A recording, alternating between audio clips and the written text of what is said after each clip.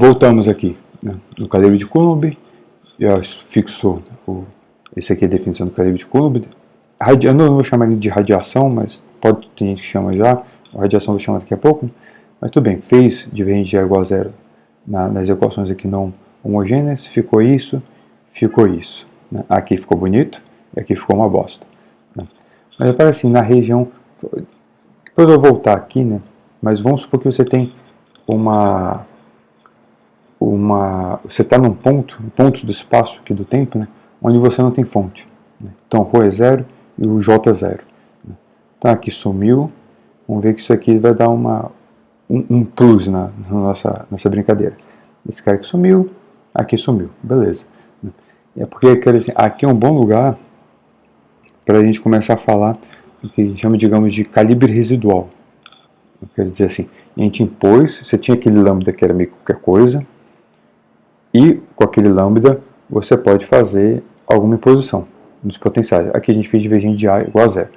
Aí a mesma lógica, eu falo, mas o meu divergente de A não é zero. Ok, pego faz a transformação de calibre, então se o divergente do seu A que não é nulo, o meu é nulo, então o divergente do seu A vai ser o Laplaciano de um lambda. É só ver a transformação de calibre, existe um lambda que dá isso. Mas eu quero dizer assim, suponha que agora a gente já está dentro do calibre de Coulomb, o divergente de A é zero. Isso, digamos assim, o que é físico, né, é A e B. Eu queria dizer assim, será que não tem, dentro da transformação de Coulomb, você ainda não pode fazer a transformação de calibre, né, com lambda? Agora esse lambda não é arbitrário, né? Ele, de certa forma, é uma função meio que solta, não é mais ou menos arbitrária, mas quer dizer assim, que preserva a transformação de calibre. Quer dizer assim, eu tenho um A, deixa mais claro, então meu divergente do meu A é zero. Vamos supor, aí eu estou resolvendo o problema no calibre de Coulomb. Você também, seu divergente de A é zero. Você também está resolvendo a transformação de calibre, resolvendo o problema no calibre de Coulomb. Será que o meu A é o seu A? Ou será que dentro dessa categoria de potenciais com divergente de A igual a zero ainda tem ambiguidade, né? Então, quando a gente for comparar, pode falar assim, o meu A é uma coisa, o seu A eu vou chamar de A' é outra coisa. Aí eu falo assim, mas então alguém errou? Mas eu tiro o meu divergente do meu A dá zero, o seu divergente de A também dá zero, o rotacional do meu A dá B, e o seu dá o mesmo B. Então, ninguém errou, né? Então, aqui a questão, existe isso? Né? Então, reformulando assim, uma vez fixado o calibre de Coulomb, os potenciais aqui são únicos? Né? Aí depende da nossa situação. Vamos dar uma olhada aqui. Mas, em geral, a resposta é não. Vamos ver, digamos assim, na verdade é sempre não. Vamos ver, digamos, uma vez fixado o calibre de Coulomb, né, vamos tentar fazer uma transformação de calibre. Então, fazendo a transformação de calibre aqui para um certo lambda. Né, deixar um lambda aí, poderia ser chamado de lambda 2, sei lá. O lambda C, seria bom, né? Minha sugestão na sua lista, eu boto um índice C aqui, para dizer que eles já estão no calibre de Coulomb. Então, eu quero dizer assim, o calibre de Coulomb, aqui faltou linha de novo, né? Obviamente copiei e colei da outra vez. Aqui tem linha. Então eu quero dizer assim, o divergente do A aqui é zero, que a gente já fez, né? E eu quero continuar com o divergente de A igual a zero. Aqui eu botei ali. Se tiver um negócio de fundo, é a gente conversando aqui no prédio. Então o divergente do A é zero. E eu quero continuar o divergente do A' igual a zero. Então existe o lambda, o lambda é zero? Não. O lambda não precisa ser zero, né? Esse cara não precisa ser iguais. A única coisa que você precisa é que o lambda seja a solução da equação de Laplace. Então ele não é completamente arbitrário, mas ainda é muito solto, né? Então qualquer lambda que seja a solução da equação de Laplace, ele serve como outra função de calibre que preserva o calibre de Coulomb. Então a gente vai voltar ainda para o nosso problema. Vamos supor que a gente está na situação geral ainda. Vamos ver se esse calibre, essa é consistente com o φ ainda. Porque o φ obedece. O meu equação dentro do calibre de Coulomb, né, o Laplaciano de φ é menos ρ sobre ε0. Então, se você tira o Laplaciano aqui, dos dois lados, aqui tira o Laplaciano, aqui fica o Laplaciano. Esse cara daqui é zero, que é a condição que ele tem que satisfazer para preservar o calibre de Coulomb. Esse cara daqui, né, é a sua equação de Coulomb lá. Né? Então esse cara aqui obedece a mesma coisa. Quer dizer, como esse cara é zero, né, o Laplaciano desse cara é igual a esse cara. Então preserva a equação, né? Preserva a equação que aparece o φ, então o processo lá é consistente. Né? Não tem problema. Então realmente você tem ambiguidade aqui nesse lambda. Né? Só que quando você tem dentro do cenário onde você tem ρ e j, isso realmente não ajuda muito. Esse que chama de calibre residual. Então você fixou a primeira vez uma condição e dentro dessa condição você ainda tem uma certa ambiguidade. Então por isso é um resíduo. Então você pode, digamos, usar essa ambiguidade para facilitar a sua vida de novo. Né? Você faz duas vezes a ideia. E sempre existe, de certa forma, esse residual. Né? Mas aqui não é muito útil. Agora, quando não tem carga, ele é bem útil. Né? Porque, digamos, quando você não tem carga, o Laplaciano do φ é zero, então o Laplaciano do φ é zero, né? Porque o Laplaciano do lambda é zero. Né? E aqui seria essa transformação de calibre. Esse cara Laplaciano é zero, e aqui é zero, que é o calibre residual. Né? Porque aqui é zero porque você não tem ρ. Então repara aqui, você tem na sua mão um cara que é arbitrário, que não é físico, né, que é a solução da equação de Laplace. E o seu φ é a solução da equação de Laplace. Né. Então quer dizer assim, de certa forma você está querendo dizer que o seu, nesse caso que não tem ρ e j, o seu φ não é físico. Né. Ele quer dizer, você pode, é claro que eu posso simplesmente escolher aquela ideia. Né. Se você tem um φ lá que não é nulo, é a solução da equação de Laplace, eu posso escolher um outro φ, né, fazendo a transformação de calibre, né, escolhendo o lambda de forma que o lambda derivado do tempo de lambda é esse φ daqui. Né. Então esse cara é a solução da equação de Laplace, esse também é a solução da equação de Laplace. Né. Então para esse caso aqui funciona. Eu posso sempre, para todo lambda aqui, todo φ que é a solução da equação de Laplace, existe um lambda também, que é a solução da equação de Laplace, onde essa igualdade é verdadeira. Então eu posso fazer a transformação de calibre e matar o φ. Então agora eu estou pegando esse resíduo, que seria a equação de Laplace que eu tenho na mão, estou usando ele para fixar mais uma condição. Né? Então eu posso matar o φ. Então isso só funciona com região sem carga, né? Porque se fosse com carga, o Laplaciano aqui difícil seria ρ. Então não seria consistente. Né? Aqui é dar ρ e aqui é dar zero. Né?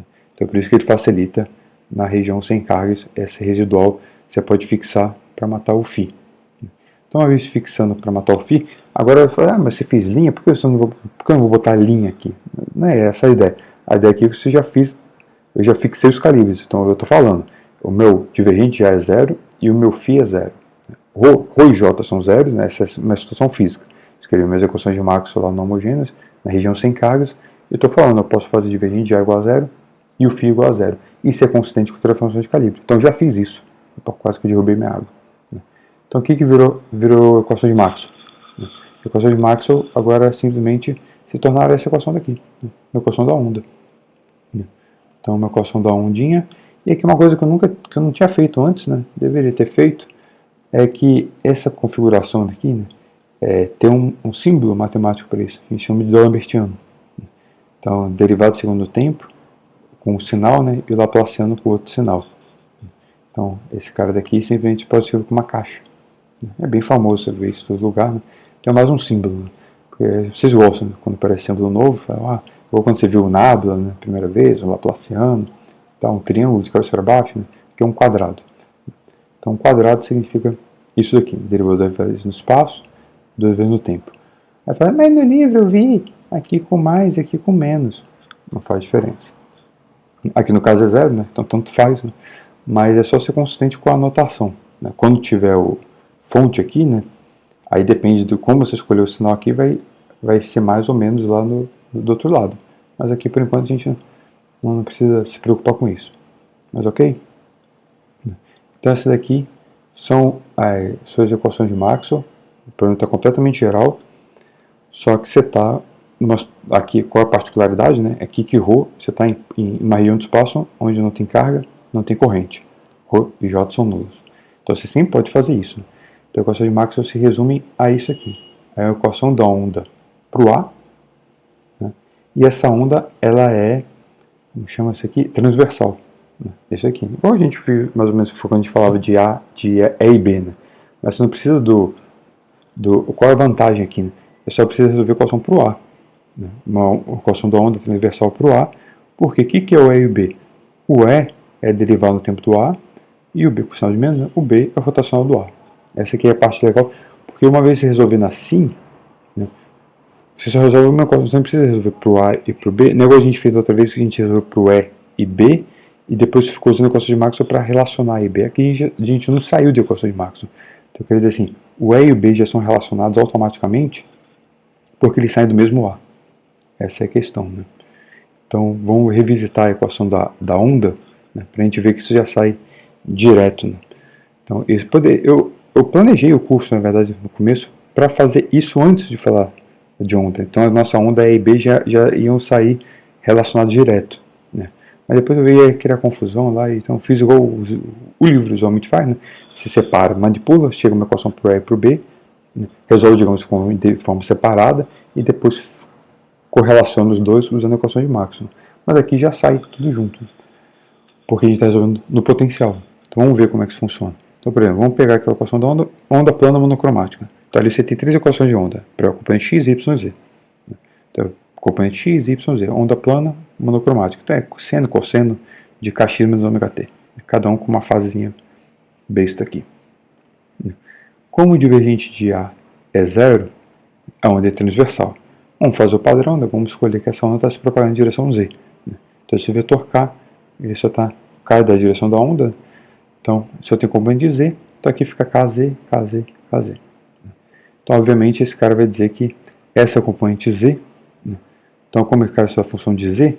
Né? Então, a derivada de z da componente z tem que ser zero. Né? Mas a componente z só depende de z. Né?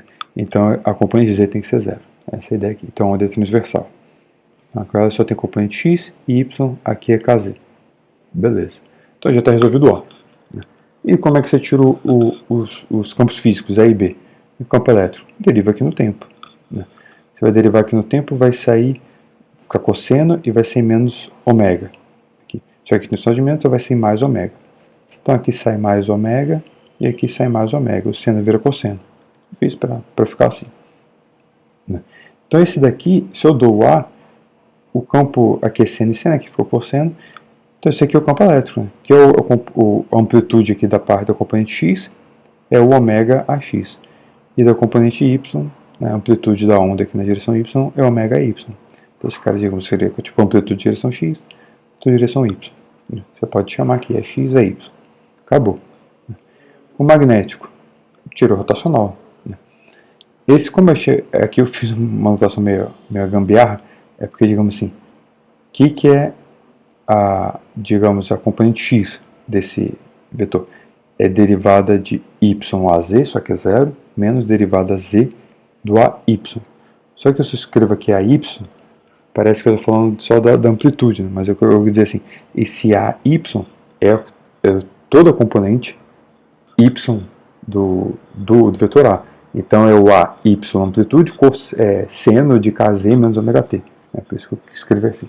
Que a componente y do rotacional é a derivada de z da componente x do A menos a derivada de x do AZ, só que o AZ é zero. Então ficou só isso daqui. Então isso aqui é aquele a amplitude AY cosseno de kz menos ômega t mais um φy, e aqui é a amplitude AX cosseno de kz menos ômega t mais um φx. Então você deriva lá o cosseno virou seno, aqui desculpa, tudo era seno, deriva o seno vira cosseno, deriva o seno vira cosseno. Aí ele tinha um K ali dentro, então ele cospe o K e fica aqui um menos. Né? Esse AY é amplitude. Né? Então sai um K e aqui o AX. Beleza. Né? Então já resolveu. Né? Para você comparar com o elétrico, repare que o elétrico também, só que se você for olhar aqui, AY cosseno de kz menos ômega t mais φy. Isso é basicamente a componente Y do campo elétrico. Né? Só que ele tinha um ômega. Né? Então esse K você pode botar evidência, eu multiplico e divido por ômega e tiro esse ômega dividindo em evidência também. Então ele tira a evidência que aqui ficou menos, né, ômega AY, esse cara aqui de φy. Então esse cara é a componente Y do campo elétrico. Então a componente Y do campo elétrico é a componente X do campo magnético, com sinal de menos. E aqui eu multipliquei e dividi por ômega também, né? Então o ômega AX, cosseno desse cara aqui de φx, é a componente X do campo elétrico. Então o componente Y do campo magnético é o componente X do campo elétrico. Então não precisa voltar nada, já sai automático. Né? Então esse cara é o componente Y do elétrico. O componente Y do elétrico é menos a componente Y do elétrico é a Z. Menos a componente Y do elétrico é a X do magnético. E a componente X do elétrico é a Y do magnético. Né? Tudo isso com esse fator aqui fora, que é 1 sobre C. Né? K sobre ômega é 1 sobre C. Então você pode até reescrever esse cara, do jeito padrão que a gente fez lá no começo. Né? Esse aqui é o produto vetorial de K com E. Né? O que é o componente X disso? É Y desse cara que é 0, né? Tá? Menos Z desse cara que é 1, e Y desse cara. Então é menos Y. Aqui. Componente Y desse produto. Y é o componente Z daqui, que é 1, componente X desse cara. Tá certinho. O outro vai dar 0. E K sobre ômega é 1 sobre C. Né? Então ômega é CK. Mas aqui já deu automático. Eu só queria mostrar que aqui no calibre de radiação, essa estrutura daqui, ela é muito boa, né, para resolver. E pode fazer tudo aqui, pacote e tal, você pode resolver tudo no A. Né? Uma onda transversal aqui em A, depois só tirar E e B fazendo essa operação. Deriva aqui no tempo, deriva aqui no espaço, né, rotacional. Já sai tudo certo. Então, aqui para acabar, grandinho, falar do puro gauge. Né? O que é um puro gauge? Quer dizer, o puro calibre. Né? Isso aqui é tipo um jargão, a gente chama. É porque, às vezes, você olha um problema, o cara te deu eu te dei um φ e um A. Né? E vamos supor que eles não são nulos, são funções até complicadinhas e tal. Então você fala assim, então tem φ e A, tem um campo elétrico e magnético. Não necessariamente. Né? Então a existência de φ e A não quer dizer que existe campo elétrico e magnético. Né? Porque, por exemplo, vamos pensar ao contrário. Suponho que se o φ é 0 e A é 0, com certeza não tem campo elétrico e magnético. Porque aqui do derivado desse cara aqui vai tudo 0. Mas, por exemplo, fisicamente esses caras são equivalentes a esses caras. Eu posso fazer uma transformação de calibre que não muda a física. Né? E agora aqui eles não são nulos. Né? Então, se aqui seria menos derivado do tempo do lambda, gradiente do lambda é outro φ, é outro A, né? Mas o E e o B continuam sendo zeros. Né? Então, nos dois casos, você tem isso daqui. Então, na verdade, o que a gente chama de, digamos, de puro gauge, tirar o linha aqui, né? Toda vez que você tem um campo, potenciais, né? Que são escritos dessa forma, né? Então, o potencial escalar é derivado no tempo de uma função, né? Com menos aqui, digamos. E o potencial vetor é o gradiente dessa mesma função, esse cara se chama que os seus potenciais eles são puro gauge, né? No sentido que com uma transformação de calibre você pode eliminar os dois, né? Então, ser puro, né? Eles são simplesmente uma transformação de calibre, né? Uma transformação de calibre, você mata eles, e então eles não representam física. Isso aqui. Então isso aqui é só um detalhe importante, porque, digamos aqui, você pode falar assim, você tem um problema físico onde cargas eletrostáticas, cargas confinadas. Você vai falar assim, lá longe das cargas, o campo elétrico é 0. Beleza. Mas, digamos, então você está falando de campo elétrico, você não está fixando, então o campo elétrico se lá longe ser 0, significa que lá longe o potencial escalar é um puro gauge. Né? Então é por isso que a gente, quando escreve equações em termos de potenciais, a gente bota condições de contorno, como é que a gente fixa? Né? Então você sempre tem essa ambiguidade desse puro gauge, né? Numa região onde não tem campo elétrico e magnético. Como é que você fixa isso? Porque se a gente bota condições de contorno, a gente escreve equações diferenciais para o potencial, bota condições de contorno sobre o potencial. Né? A gente falou que lá, situação eletrostática, cargas confinadas, e fala que lá longe o potencial é 0. Né? Aí você tem aquelas teoremas de unicidade, então φ é único. Então você matou você fixou esse puro gauge, né? Você fez o lambda aqui igual a 0. Então isso aqui tem que ficar, só para ficar claro, né? Essa questão de ser puro gauge, nesse caso de ser um gradiente de lambda, também isso vai ter um detalhe no próximo vídeo, né? Porque realmente isso daqui é um puro gauge se lambda for uma função contínua. Né? Lambda tem certos critérios para obedecer. Né? Então, mas a gente discute no próximo vídeo. Falou, galera? Ficou mais ou menos claro, né? Qualquer confusão, pergunta aí, pode botar no chat, não tem problema. A gente conversa direitinho. Não esquece isso, né? Porque essa é a parte fundamental, que a gente vai conversar mesmo depois do recesso. Né? Mas falou, galera. Até o próximo aí. Tem mais um vídeo. Valeu e fui. Oi, eu sou o Bob. O próximo vídeo será